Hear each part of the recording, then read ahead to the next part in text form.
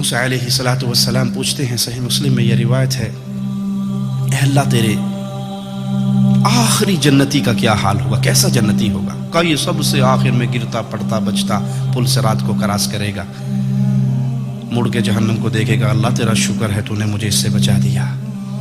آخری جنتی جنت میں جا رہا ہے، جب یہ جہنم سے بچ کے، پل صراط کے عذابوں سے بچ کے باہر آئے گا، اللہ اس کے لیے ایک درخت نمودار کرے گا، بڑا خوبصورت۔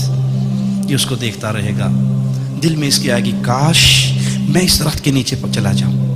یہ کہے گا اللہ مجھے بھی اس درخت کی چھاؤں میں بٹھا دے، اس کا پھل کھاؤں، اس کا پانی پیوں، اس کی چھاؤں میں بیٹھوں۔ اللہ مالک فرمائے گا بندے میں نے تجھے اگر یہ دے دیا تیری ڈیمانڈ اور بڑھے گی، تو مزید مانگنا شروع کر دے گا۔ اللہ نہیں اے دے چھوڑو نا، پہ اور کچھ نہ مانگنا، اے دے چھوڑو نا، پہلی بات تو پہلا سوال تو پورا ہو نا۔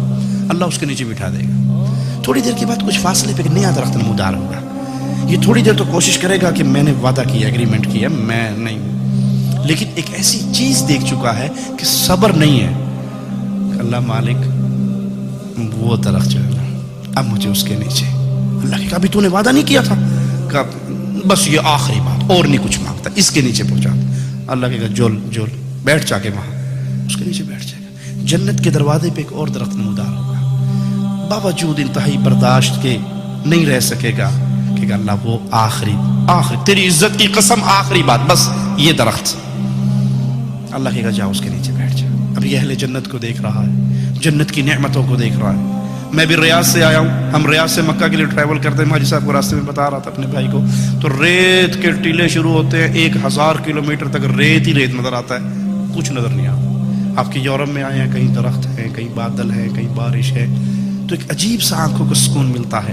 ارے بھائی جنت وہ ہے جس کو کسی آنکھ نے دیکھا نہیں ہے، کسی کان نے اس کی صفات کو سنا نہیں ہے، کسی دل کے کسی دماغ کے دریچوں پہ اس کی خبر نہیں پڑی ہے، وہ اس جنت کو دیکھ رہا ہے، پاگل ہو رہا ہے کہ اللہ مجھے جنت دے دے۔ اللہ کہے گا جا جنت میں۔ حدیث میں آتا ہے جب یہ جنت کی طرف جائے گا نا، خیل الیہ انہا ملآ، اس کے دل میں گمان پیدا ہوگا کہ جنت میں کہاں جاؤں، جنت تو بھر گئی، حوروں کی شادیاں ہو گئی، محلات پہ قبضہ ہو گیا، کوئی چیز باقی نہیں بچی، یہ واپس آ جائے گا۔ اللہ جنت میں کہاں جاؤں، ادھر تو کوئی شے بھی نہیں نا، جنت بک ہو گئی ہے۔ اللہ کہے گا میرے بندے اترضا، کیا تو راضی ہوگا اس بات پہ؟ تیرے لیے اتنی بڑی جنت دوں جتنی بڑی دنیا کے کسی بادشاہ کی پوری سٹیٹ ہوا کرتی ہے۔ اللہ راضی ہوں۔ مالک فرمایا گیا یہ جنت تیرے لیے، ومثل ذلک ومثل ذلک، ایک اور جنت، ایک اور جنت، ایک اور جنت، ایک اور جنت، 5 جنتیں تیری۔ کہ اللہ میں راضی ہو گیا، کہ اس طرح کی 10 جنتیں میں تجھے اور دیتا ہوں۔ کہ اللہ میں راضی ہو گیا۔ اللہ کی طرح مانگ، کیا مانگتا ہے، ڈیمانڈ کر۔ اب اتنی بڑی جنتیں تو مل گئی نا، اب یہ اپنے دل میں اللہ یہ بھی دے دے، یہ بھی دے دے، یہ بھی دے دے، یہ بھی دے دے، مانگتا شروع ہو جائے گا۔ اس کی زبان خشک ہو جائے گی، تمنائیں ختم ہو جائیں گی۔ اللہ اس کو اپنی نعمتیں یاد کروائے گا، یاد کروائے گا۔ اولا تريد كذا سل مني عبدي كذا، بندے یہ مانگ لے، بندے یہ مانگ لے، تجھے وہ نعمت نہیں چاہیے، اللہ ہاں یہ بھی دے دے، یہ بھی دے دے، یہ بھی دے دے۔ سبحان اس رحمان اور رحیم مولا کو چھوڑ کے غیروں کے در پہ گرنے والوں، تمہاری عقل کہاں فوت ہو گئی؟ موسیٰ علیہ السلام کہنے کہ اللہ یہ آخری جنتی ہے؟ کہا یہ میرا آخری جنتی۔ کہا جو سب سے پہلا اور اعلیٰ جنتی ہے اس کا کیا حال ہے؟ کہا وہ تو وہ جنتی ہے، اس کو میں نے وہ کچھ دینا ہے جس کا تصور کسی دل دماغ پہ نہیں آیا، جس کو کسی آنکھ نے دیکھا نہیں ہے، جس کو کسی کان نے سنا نہیں ہے۔ اتنا رحمان اللہ، اتنا رحیم اللہ، اتنی محبت کرنے والا اللہ، اتنا زیادہ انعام دینے والا اللہ، وہ اس جنت میں آنے کے لیے شرط لگا رہا ہے، بندے یہ جنت تجھے ملے گی، شرط کیا ہے؟